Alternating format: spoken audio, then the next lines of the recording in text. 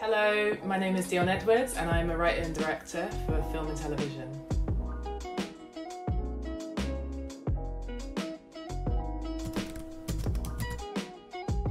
Well, we can go way back. When I was like 14, I made the decision to just become a director. Don't ask me why. There was just, it was almost like on a whim. I'd saw someone in a group that I was in say she wanted to be a director, and I thought I want to do that too. But sort of thinking about it, it makes a lot of sense because I was obsessed with film and TV for such a long time, and I was always in front of the TV screen, and I loved going to the cinema. So anyway, when I was about 14 to about 18, I was making like really terrible short films just on a camcorder, and I did it a bit at college as well, and then went to university and studied film and TV production. And after that I worked a bit in the industry, just doing sort of runner and assistant jobs, and kind of worked in an editing suite for a bit and assisted agents and kind of got a handle on how the industry works. And that took about sort of 5 years. And sort of during that time, towards the end of it, I realised, you know, what am I doing here? I want to actually direct films, and all I'd done was a bit of writing. And so I decided to just quit those jobs. I ended up working at a cinema for a while, for a couple of years, and during that time met a producer called Georgia Goggin, and we formed a little company and decided to shoot short films and try and, with the aim to eventually make a feature film.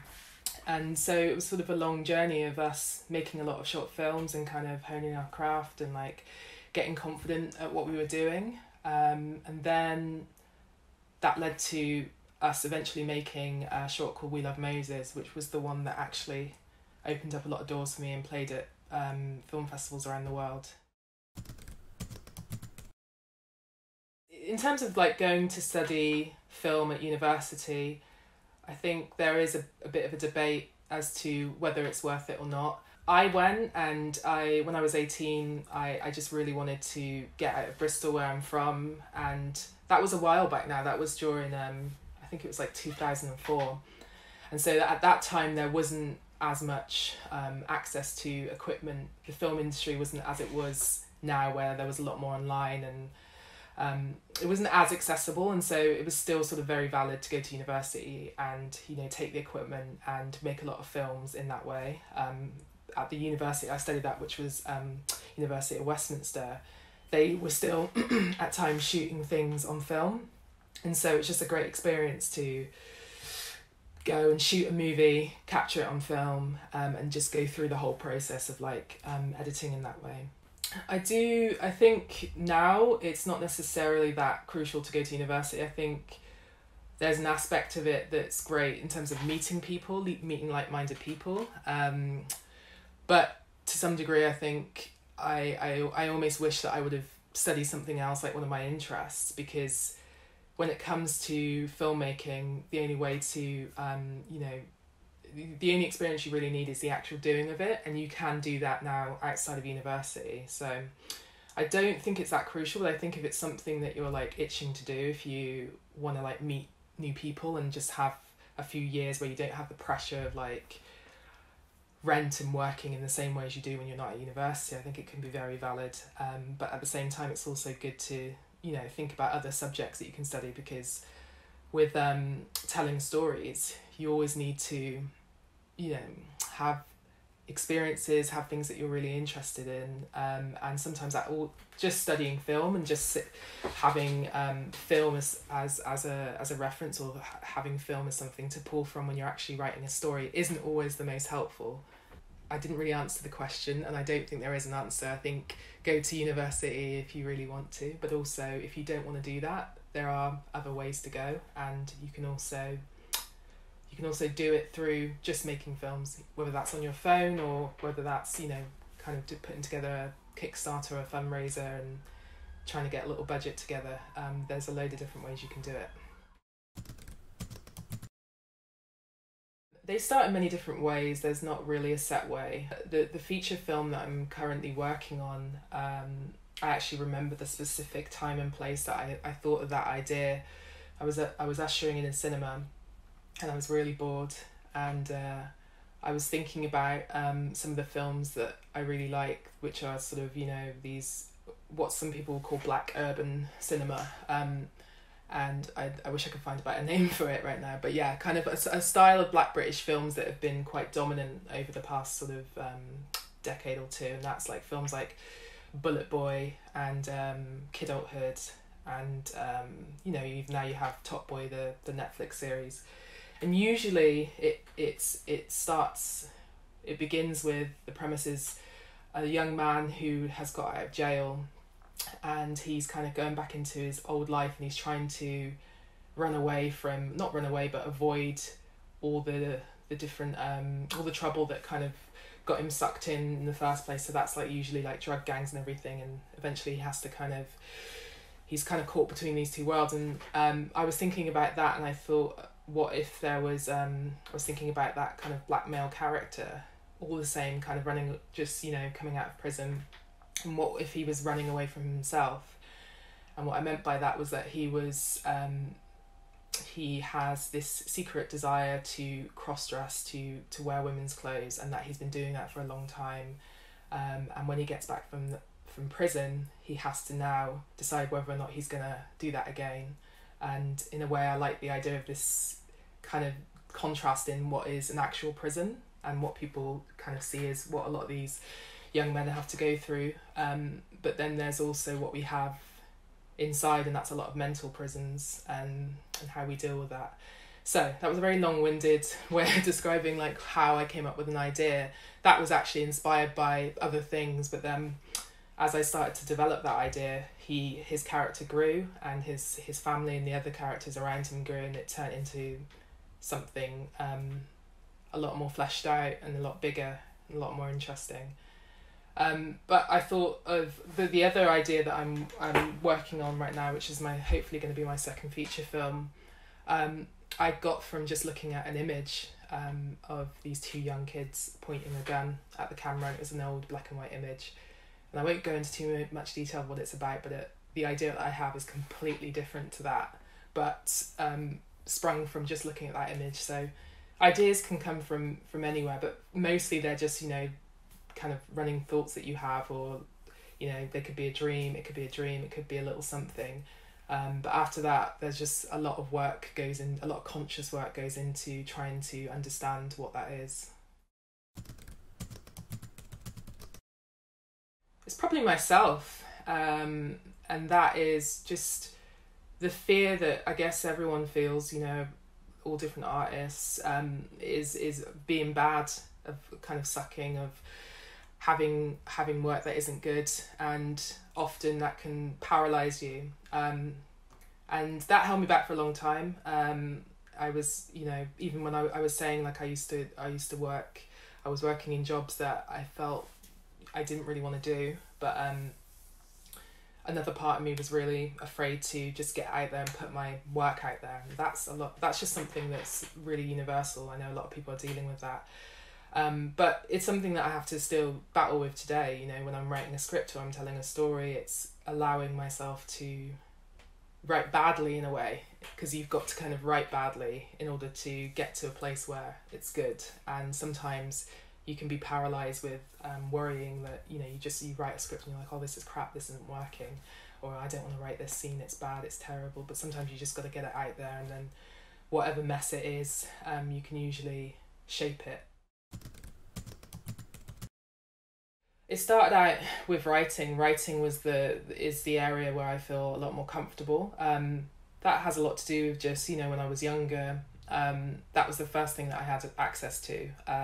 Not even a computer, but just like a pen and paper, and I was able to write things down, and like I was always like journaling throughout my childhood, and I was like a really imaginative kid, so it was it came a lot easier to me, like just writing, and then the directing side of things, even though I'd watched a lot of films and I'd kind of taken a lot of stuff in, that didn't come as naturally, because there's so many elements to directing where you have to I think the world building of directing was easy for me, but having to manage a team, having to get on set and be the one who makes those decisions, having to be a bit of a leader, that was something that I had to adjust to. You know, also you have to get into rooms, you have to pitch ideas, you have to, as a director, you have to infect everyone with your own enthusiasm and make them as enthusiastic about what they're doing, and that is definitely a skill. And that was something I had to learn just through making films, and working with more and more people and getting bigger teams around me, getting in rooms and having to pitch ideas. But it was starting off small. And I'd say I was able to develop that skill set through teaming up with a producer and having a period where we decided that we just wanted to get better at what we were doing. And for a lot of people, like, they, you know, I see it a lot, and to some degree I was a bit like it when I was younger, but there is that thing of, I want to get a film, I want to get the money to make, you know, a short film that's going to win loads of awards, it's going to go to Cannes, and that's all well and good, but I think there's something in really learning about what you're doing and giving yourself the space and the time to do that before you go for the funding, because it might be that, you know, you're not quite ready as a director, maybe you haven't had enough time working in a team, maybe you haven't had enough time kind of looking at how things are pieced together, and so there's something in taking the time, learning, and allowing yourself to make mistakes. Filmmaking is an extremely collaborative process. You can be a writer-director, and that gives you the hand to steer the ship, but it's still very collaborative. It's not like you're, you know, making a painting or you're writing a novel. There's so many moving parts to making a film, and to sort of young writer-directors, that can be a bit anxiety inducing, because often, you know, you get on set, and it even happens with older directors and experienced directors as well, where you're on set, or you're sort of developing the idea and you're working with executives, development executives, and you have their notes back, or you're on set and someone's saying, this, I don't know if this works, how about this, have you considered this? And, you know, there is a lot of directors are in many ways control freaks and like the idea of having control over what they're doing, and there's a lot of fear. I know a lot of the time you can think they're trying to take over what I'm doing, but as a director, you've got to be able to, it's a really important part of your job is being able to take ideas from people and to see where they can be applied, and removing your ego out of it. At the same time, you know, you hear stories where, you know, this can happen in TV as well, where directors are kind of pushed to the side and almost someone else is almost directing it for them, and you have to be able to pick your battles and know when to step up, and it's a very like delicate balance. And in terms of how I do it, it's a hard one to answer, because you have to, as I said, you have to pick your battles, you have to remove your ego from the process and think, what is best for this story? Is this person actually making a really good point, or am I just feeling really insecure and am I sort of allowing my insecurities to take over? And that is a really tricky balance to get right. It's different, and it's different in different arenas. So if you're working in TV, as a director, your job is slightly different to what your job is if you're the writer-director of a film. In TV, it's even more collaborative. There's so many more cooks in the kitchen, and often you're working for hire. If you're not working for hire and you're the writer-director, I'd say it's your job to be the keeper of the story, and it's your job, you know, many times it's your word, and you should be the one who knows the material best, but you should be unafraid to take people's suggestions. And I remember when I was working on We Love Moses, which is the short film I did, which opened up a lot of doors for me, there was a piece of the story structure of the story was slightly different, and the people at BFI Network sort of had some suggestions and suggested we go a little bit more linear with it, and I hadn't had much experience in working with development executives. So far it'd been just me and my producer, and at first I was like, oh no, they're trying to take over my film and blah blah blah, getting really annoyed about it. And you know, I had a really great editor, and she sort of managed to convince me to take on their suggestion and just try and see it. And I did, and actually that little thing sort of turned the film around, and I think was the missing ingredient. So those kinds of, there's also been suggestions at the same time from the same people that didn't work. So I'd say like try things out. Always, you know, be open to things. And if you don't have time for that, because often you don't on set, then you have to just really think to yourself, is this part of the story, is this going to make the story better?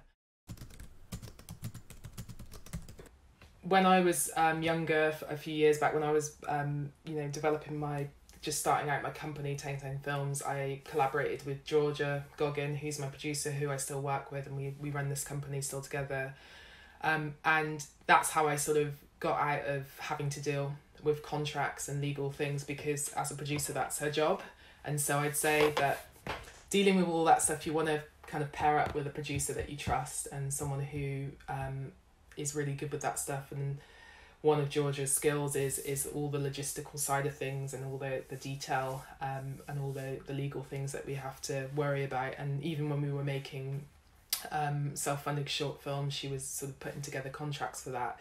So it's helpful to work with a producer, and that's usually, as a director or writer, you'll usually have a producer. At the stage I'm at now, I also have an agent, and so that makes things so much easier, because your agent's job is to look at the contracts and have your best interests there, and to kind of work through that and to explain things to you and all that side of things. But there is something, say, for permissions. I mean, there's a lot of films, low budget films, famous films that, you know, have done really well with not getting permission for things in the street. And I'd say if you're making short films and you're just starting out and you're wanting to just get on with it, that's the time where you don't really need to get permission. The only thing I'd say is just be careful if you're shooting like a fight scene or an argument in the street or a scene with a gun, then you definitely want to alert the police. And a lot of the time with things like that, you can get you can tell the police, you can notify the council, and if you're a low budget film, they usually allow you to do that for free or for a low fee, I believe. But then if you're stepping up and if you have a budget, then yeah, at that point a producer and a production manager should be like helping to help you deal with that, and they should be looking out for that for you.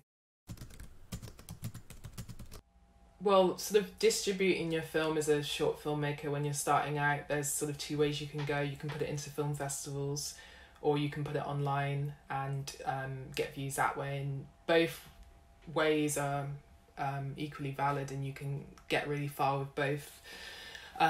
I went in the direction of going more of the film festival route. I love screening films to audiences and being there and seeing how they're reacting and responding to things. Because I was doing that with my short We Love Moses, I had a really good reception, got it into a lot of film festivals around the world, and, you know, so got flown to some of those places and got to screen it with audiences. And what that helped to do was open up doors for me, and that enabled me to get a distributor for it. Another direction you can go in, which is putting it online directly, and there's been a lot of filmmakers, you know, just off the top of my head, FILMMAKING did really well just putting her work online on YouTube, and then, you know, was able to get a lot of buzz and a lot of eyes on it, and did really well in that way. And I don't think you need to worry too much about, I don't think, you know, if someone takes your film online and screens it somewhere and charges it, they probably, you know, you can probably get them into a bit of trouble, because you have to give people the permission. And when you're a short filmmaker, you don't want to worry too much about making money. Of course, you can make money off of the work, and I have managed to do that with my short We Love Moses, but not with other films. It's really difficult to make money from short films, and usually if you have like an award-winning short that's gone to really huge tier 1 festivals, then you can get distributors on it. But that wasn't the aim when we put out the film. We just went with the aim to get it to film festivals and get it to audiences, and that was just the the cherry on top, which is just, yeah, getting the distributor. But I think like it's probably better to not think too much about that. It's just whether you want people to see your work right away, whether you want to get it on YouTube or something and build a following in that way, or whether you want to put it into film festivals.